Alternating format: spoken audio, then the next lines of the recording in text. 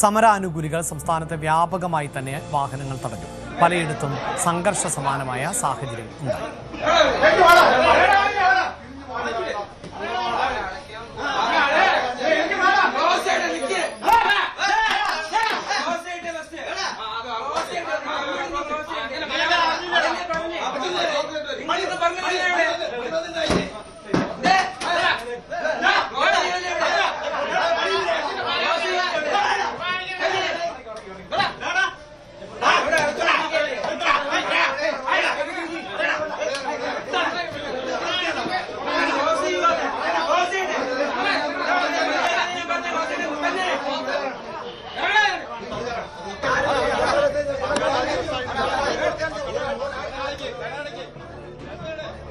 അതേസമയം VIT entrance പരീക്ഷ എഴുതാനെത്തിയ വിദ്യാർത്ഥികൾ വലഞ്ഞു. കോട്ടയം തിരുനക്കരയിൽ ആംബുലൻസ് അടക്കമുള്ളവ കുടുങ്ങി.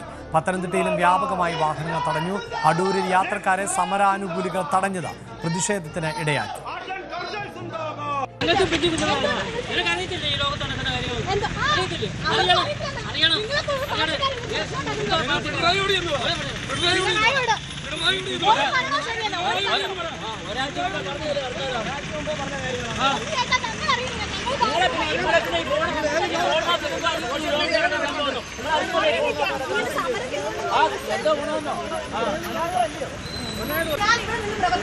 നാളെ എന്റെ ജീവൻ ഇല്ലാതാവുന്നത് എനിക്ക് ഉറപ്പ് ഓരോർപ്പുമില്ല. എവിടെയായാലും ഞാൻ തുറന്നു പറയുമ്പോൾ ഞാൻ തുറന്നു പറഞ്ഞിരിക്കും. ഹർത്താലുകാരോട് നമുക്ക് പ്രത്യേകിച്ച് ഒന്നും പറയാം. അവര് ചെയ്യട്ടെ. ആ ഒരു കാലത്ത് നമുക്ക് അവർക്ക് ഇതുപോലെ സാഹചര്യം.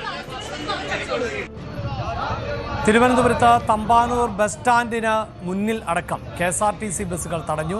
MG റോഡിലെ മുഴുവൻ കടകളും സമരക്കാർ അടപ്പിച്ചു. കോഴിക്കോട് പലയിടത്തും ഒറ്റപ്പെട്ട ആക്രമണങ്ങൾ ഉണ്ടായി. ഇടുക്കിയിലും ഹർത്താൽ അനുകൂലികൾ വ്യാപകമായി വാഹനങ്ങൾ തടഞ്ഞു. എറണാകുളം നഗരപരിധിയിൽ ഹർത്താൽ ബാധിച്ചിട്ടേയില്ല. വടക്കൻ ജില്ലകളിലും പലയിടത്തും വാഹനങ്ങൾ തടഞ്ഞു.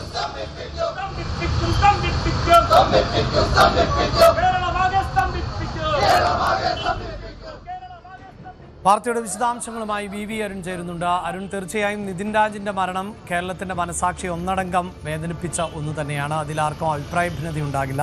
ഈ ഹർത്താൽ അനുകൂലികൾ കഴിഞ്ഞ ദിവസമൊക്കെ പറഞ്ഞിരുന്നത് ആരെയും അങ്ങനെ നിർബന്ധിച്ച് തടയില്ല എന്ന് തന്നെയാണ്.